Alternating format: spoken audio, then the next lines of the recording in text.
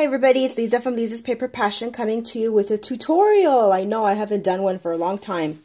I'm not going to show you it, like how to decorate it and stuff and that stuff externally. I'm going to show you how I made my base box. Now, if you remember, I'm trying to think when I posted this video, probably about a month ago, where I showed you what I had made. And this was a project that I was inspired off of Pinterest, and not the decoration part because I always like to do my own thing with that, and I'll kind of show you what I did with it just so that you can have an idea if you want to duplicate it. But this is, I guess it, you can call it a mini book, but it's really to hold tags or cards inside. And this is a gorgeous Christmas ornament that I turned into a dangle, because I always like, when I'm making mini books or anything really, I always like something beautiful to hang from the side of it. And this is seam binding, of course. So I'm going to show you the inside real quick, and then I'm going to tell you the measurements of what I did so you can make one too. So this opens up with these little curtain clips that I have, and I should have had one ready. I'm looking through my little drawers here on the side. Oh, here they are. I think these are it. These are some curtain clips that I got from the thrift store. I think something fell out. And these are it. And what I did is I used them as clips to put on the side. And then I put some ribbon on, to kind of connect it. And then put one on the other side. So that's what these are. These are curtain shower clips, curtain clips. I'm not sure. But I'm sure that Target and those places will sell them if you like how I did this. So the way to open this album or book is just to undo the clip instead of undoing the ribbons. And I've connected two together. And this pretty, it's not a ribbon, it's called Sari Silk, S-A-R-I. I got the idea from Bona Live Love Scrap, I'm not sure, but anyway, I ordered it from eBay, and it's beautiful. You get a bunch of it, and it comes like in one big bunch. And what it is, it's pure silk. This is how it comes. It's a lot. I mean, it's really worth it. And it's like leftover pieces from when they make saris.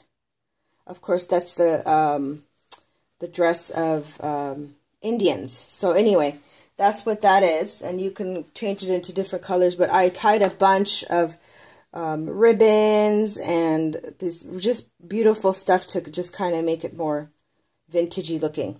And then on the inside, you open it up, and you get this little, and that's what I loved about this, is it's just attached with this little piece here. Well, not piece, but panel. And then I made tags. I'm pretty sure I did a video, but I can't remember, so I'll just show you the tags. And these tags, before I give you the measurements on the other stuff, these tags are 7 inches tall and 4 inches wide. So that's what will fit in here. Actually, you could put up to like 4 1/4 if you want to put cards in it or a little gift for somebody. But that's one of them. And I just wanted to kind of make the gold and pink theme on each one. This will be going out as a gift. Just kind of like a display thing. The person can put pictures there. Just beautiful. I really love how it came out. And I did use thick chipboard for these because I don't like flimsy paper for my tags. So, so as you can see, it looks fairly simple to make. So let me go ahead and give you the measurements and start off the tutorial. There is one part that I have to, actually let me leave this open so I could show you. Okay, so these are just kind of the notes that I was doing when I was creating it. And I credit a lot of this stuff that I've learned from my friend Gladys. And I'll put a link to her video. She's taught me a lot about making your own boxes. Like, I could have never imagined making a box like this. And once I show you how to do it, you'll see how it's super simple. So you're going to need a piece of chipboard, and it's going to be a chipboard that you can score. So if you want to use a thicker chipboard, then, if you could score it, then more power to you. But the chipboard that I use, and I've mentioned this before, let me go grab a sheet.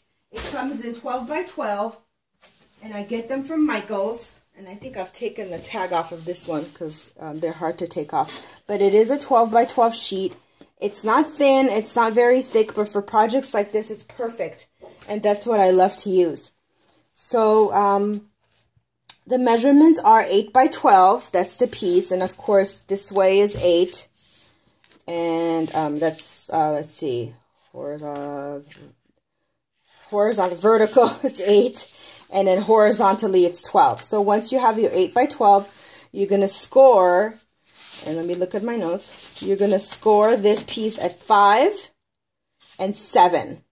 So that'll give you a 2-inch spine. And that's going to be the perfect size that we're going to need, okay? So 8 by 12 sheet of paper, you're going to need to score it at 5. And you're scoring it on the horizontal side, the longer side, at 5 and 7. Okay, so that's the easy part. I mean, the rest of it is not hard, but just kind of different measurements. And then to make this box here, I call it box, but like kind of like a container right here, you're going to need 2 pieces of the same type of chipboard at 1 3/4 by 3. So you got 2 pieces, and that's for the sides. And then you're going to need 1 piece for the bottom, which is 1 3/4 by 3. Okay, so 1 of those.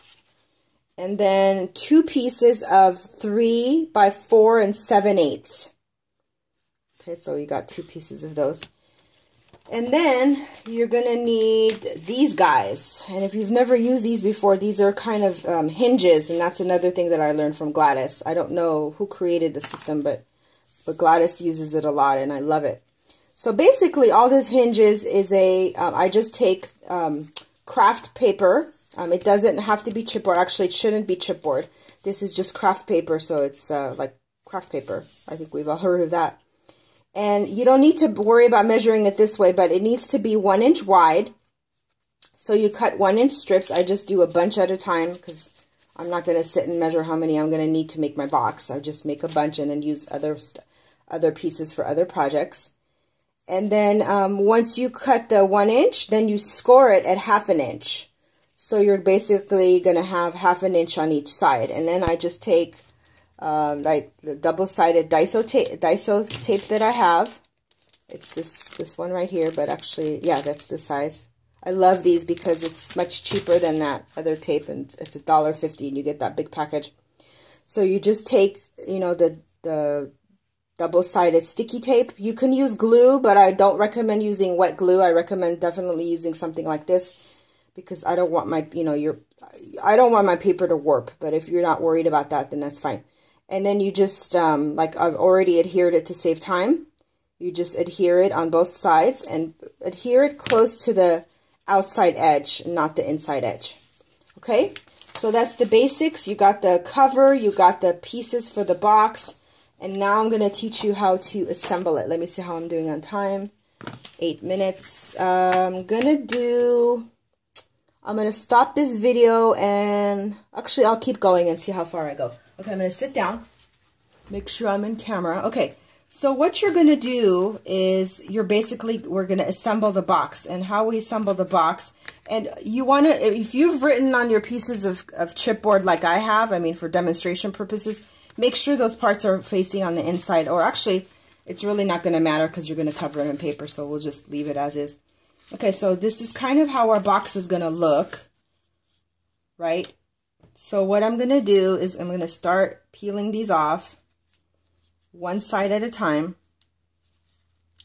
And I'm going to try to do this fast so I don't have to do a second video. Of course, this isn't peeling off right. Oh, the other trick that I've learned from Gladys is when you're putting these sticky strips on, make sure that you go over with your bone folder or, you know, whatever you call this, and make sure that it's stuck on really well. I've already done that, so I'm not going to worry about it. Okay, actually, let me just do one side first. Okay, so I want to adhere this to this. So I'm going to start off by, you kind of want it to go like that. See? That's why you want to use this color paper, so it can kind of all match. Okay, and then that's all I'm going to need for that piece. So I'm going to take the other part off, and this is going to go right here. Just kind of press it down. Actually, you want to leave a little, like an 1/8 of an inch. Don't put, here, let me show you what I did that was wrong. I'll go this way. Don't put like right against that, because you're going to need some movement. So what you want to do is leave, see, I've left a little bit of a space. That way when it adheres, perfect. Okay, so I got one side of the bottom. I'm sorry if I'm going really fast, I just don't want to run out of time. You could always watch this part again. Okay, so then I'm going to put the other side. So I'm going to put this part here. Okay, and this part I'm not going to need, so that can go bye-bye. Then I'm going to put the other side. It's fairly easy once you have all the pieces cut out. And again, I didn't put it right, I didn't butt it right against the edge because I want there to be some movement. See, we already have a box going almost. So, oh, that was my side. Okay, so now I have some more sides to do. That's why you want these strips ready to go, because you don't want to be doing them right in the middle of a project. Okay, so now let's see, we can do these two pieces together. So let's go ahead and do that. I'm gonna make sure that that's adhered. Cut this piece off. I might even do a swap in my group. I'll put the link to my group to this project, because once you start making them, they're really fun. Okay, so we got this part. Okay, now I'm right-handed, so I want to kind of work on this side of it. And then here we go. My favorite part is, I mean, I like putting the thing together, but I like decorating it, as you could tell. I like putting beautiful paper on it. Okay, so we're almost done. The last step we're going to do is put the sides together. Okay, let me check on my time. I'm at 12 minutes, and if I rush, I can probably do this. Okay, so, oh, I just did what I told you not to do. Okay, so now I'm going to adhere this side to this side. So this will go here. I'm sorry about doing this video so late. It's been kind of hectic with design team projects. It'd also be helpful if you have, let's see, where's my poker? There, if you have one of these guys, it helps get the tape off faster, which I should have done. Okay, now I'm going to do here. Kind of press on the outside. This might be a little bit crooked because I'm doing it fast. Okay, see how it's coming together? I love it. Okay, now I'm going to do here. Press down to make sure you get a good adhesion. I like that word. It sounds fancy. And I forgot to cut it again, so let me cut it. Okay. We're almost done. So while I'm talking, I hope all of you have gone and checked out my giveaway video. As soon as I get to 2,000 subscribers, oh my gosh, I can't even believe I'm saying that. I'm going to be giving several prizes away. I already have some generous sponsors that are willing to donate some prizes, and I will be mentioning their names soon. So I'll post a link to the video. So please do go join the fun. Actually, this one I'm going to do both at one time because it's going to be hard to do that last one. So hopefully I'm still in camera. And then the very last step will be to put some, and you might even, I recommend highly that you paper this part. You put designer paper or whatever you're going to do to it before you adhere it on. Because once you adhere it on, it might be kind of hard to maneuver around. I really hope this is all on camera. And I'm almost to the 15-minute mark. Okay, so the last one, you just kind of flip like this. Make sure you're lined up. And seal. And you're done. Watch it again if I went too fast, please. I'm sorry. Okay, and then so the last thing you're going to do is you're going to put some sticky tape again. So just take your, tape, whatever you're using.